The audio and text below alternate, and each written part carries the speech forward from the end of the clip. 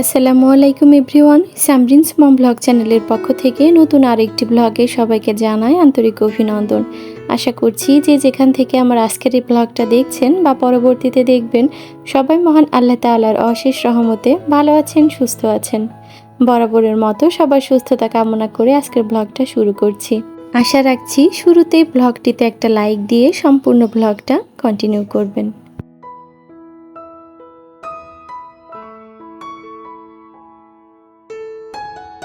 ইদানিং কেন জানি না আর কোনো ব্লগ দিতেই মন চায় না। আসলে একবার যদি গ্যাপ পড়ে যায় বা মাঝখানে অনেক দিন ব্লগ ভিডিও আপলোড করা বন্ধ থাকে, তাহলে কিন্তু পরে গিয়ে কিছুতেই আর সেটাতে মন বসে না, ভালোই লাগে না। তাছাড়া আর কি সব মিলিয়ে আমার সেভাবে হয়েও উঠছে না। এই তো কালকে সারাদিন ধরতে গেলে সেভাবে কোনো রান্নাবান্নাই করা হয়নি। তাই আজকে সকালে উঠেই ভাবলাম যে আগে রান্নাবান্না করে নিব। তাই তো ভাতটা আগে বসিয়ে দিব, কারণ কারেন্টের কোনো ঠিক ঠিকানা নাই, এখন আছে তো তখন নাই, যে কোনো সময় চলে যায় আর কি। তাই ভাবলাম আগে বসে ভাতটাই বসিয়ে দিই, তারপর টুকটাক কাজকর্ম করে তরকারিটাও রান্না করে নেওয়া যাবে।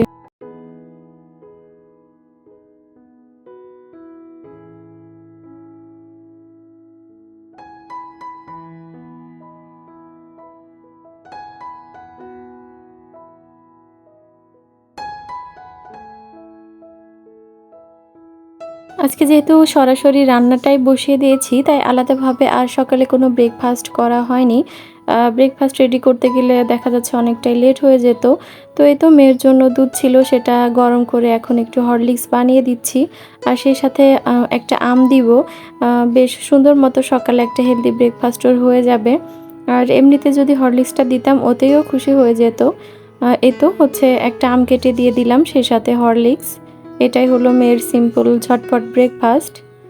আর আজকে রান্না করব হচ্ছে ভেন্ডি। ভেন্ডিটা আজকে আমি যেভাবে রান্না করব, এতে করে দেখা যাচ্ছে অনেকে ভেন্ডি রান্নাটা অনেক বেশি পছন্দও করে না বা খেতে চায় না। তো আমি যেভাবে রান্না করব, এভাবে রান্না করলে যারা ভেন্ডি খেতে পছন্দ করে না তাদের কাছেও হচ্ছে ভালো লাগবে।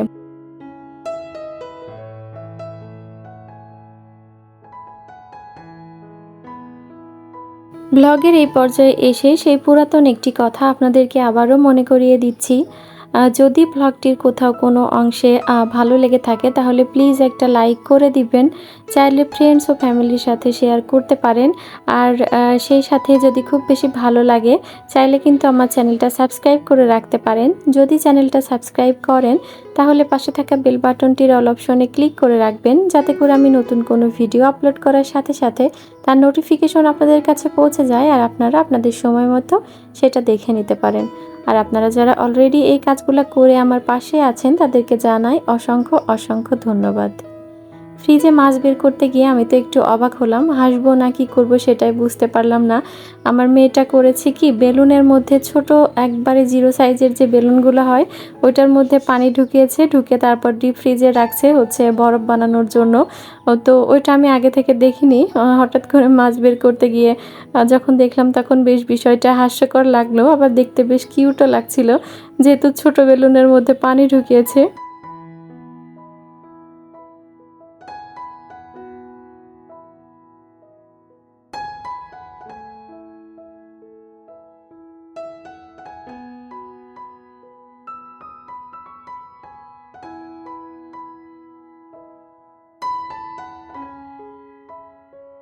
এখানে ঘটেছে আরেকটা কাণ্ড।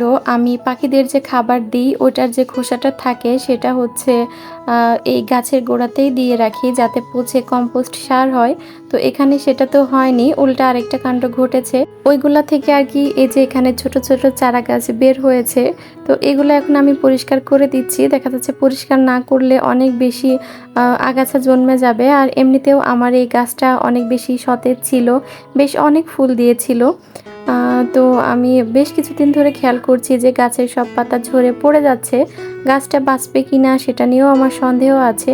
গাছটা কিন্তু অনেক শখ করে কিনেছিলাম, মাশাআল্লাহ অনেক ফুল দিয়েছিল। তারপর অতিরিক্ত গরম আর রোদের কারণে নিচেই নিয়ে এসেছি, যাতে প্রতিদিন হচ্ছে আর কি পানি দিতে পারি আর গাছটাও সতেজ থাকে। কিন্তু এখন দেখছি ভালো করতে গিয়ে উল্টা আরও খারাপ হয়ে গেল।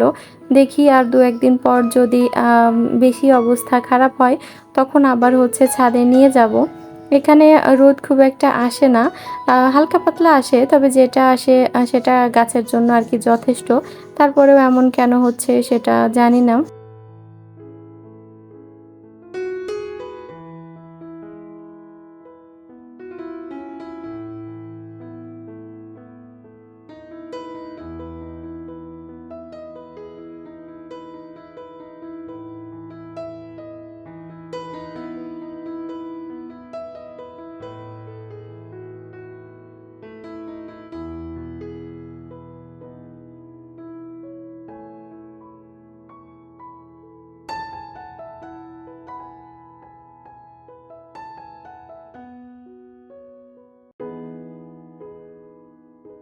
আজকে মূলত আমি হচ্ছে মাছের লেজ, তারপর মাথা, কান যেগুলো আছে ওইগুলা দিয়ে আর কি তরকারি রান্না করব। আর সলিড যে পিসগুলো আছে ওগুলা রেখে দিব। ওইগুলা দেখা যাচ্ছে খিচুড়ি রান্না করলে বা এমনিতে দেখা যাচ্ছে ভেজে খাওয়া যাবে।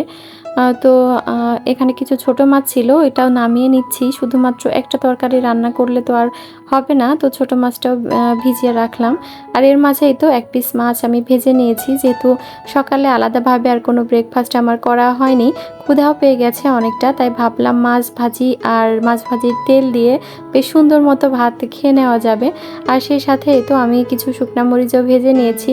তো কার কার কাছে মাছ ভাজির তেল আর শুকনা মরিচ দিয়ে ভাত খেতে অনেক মজা লাগে অবশ্যই কিন্তু কমেন্ট করে জানাতে ভুলবেন না। এরপরে এই তো আমি রান্না করতে চলে এসেছি। ভেন্ডিগুলা প্রথমে আমি সামান্য একটু লবণ আর হলুদ দিয়ে বেশ ভালো মতো ভেজে নিব। আর ভেন্ডিগুলা কিন্তু আমি একটু বড় বড় টুকরা করে কেটে নিয়েছি। তো এই তো হচ্ছে ভেন্ডিগুলা ভাজা হয়ে গেছে। বেশ অনেকটা পোড়া পোড়া করে ভাজতে হবে, না হলে কিন্তু এর টেস্ট আসবে না। এরপর আমি এখানে 2টা মাঝারি সাইজের আলুও মাঝারি মাঝারি করে কেটে নিয়েছি। আলুগুলোও বেশ ভালোভাবে ভেজে নিব। এরপর এখানে একটা মাঝারি সাইজের পেঁয়াজ কিউব করে কেটে নেওয়া হয়েছে। তো পেঁয়াজটা খুব বেশি ভাজা লাগবে না, পেঁয়াজটা সামান্য একটু নরম হওয়া পর্যন্ত বা এর কাঁচা যে ভাবটা আছে ওটা যাওয়া পর্যন্ত নেড়েচেড়ে একটু হালকা ব্রাউন করে ভেজে নিচ্ছি। এখন এখানে আমি দিয়ে দিচ্ছি কাঁচামরিচ, সরিষা, জিরা, পেঁয়াজ আর রসুন বাটা। তারপর হচ্ছে এখানে দিয়ে দিব 1 কিউব হচ্ছে আদা বাটা।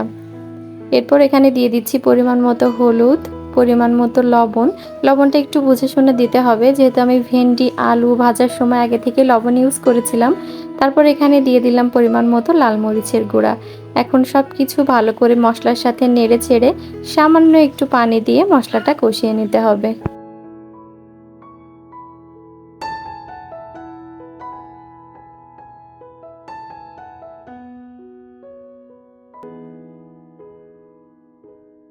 মশলাটা বেশ ভালো মতো কষানো হয়ে গেছে। এখন আমি আগে থেকে ভেজে রাখা ভেন্ডি আর আলুটা এখানে দিয়ে দিচ্ছি।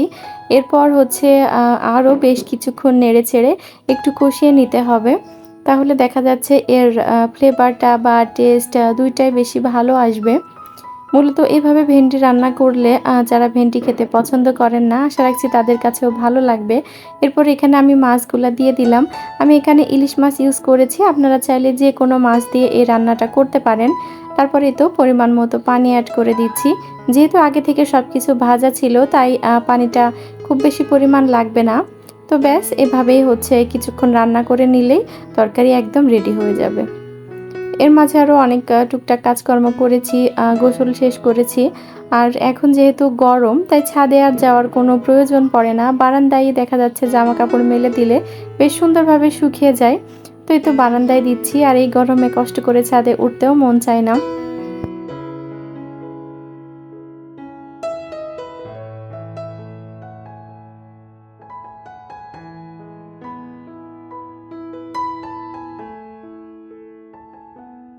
আজ এখানেই বিদায় নিচ্ছি। আগামী দিন ইনশাল্লাহ হাজির হব নতুন কোনো একটি ব্লগের সাথে। সে পর্যন্ত সবাই ভালো থাকবেন, সুস্থ থাকবেন। আল্লাহ হাফেজ সবাইকে। আসসালামু আলাইকুম।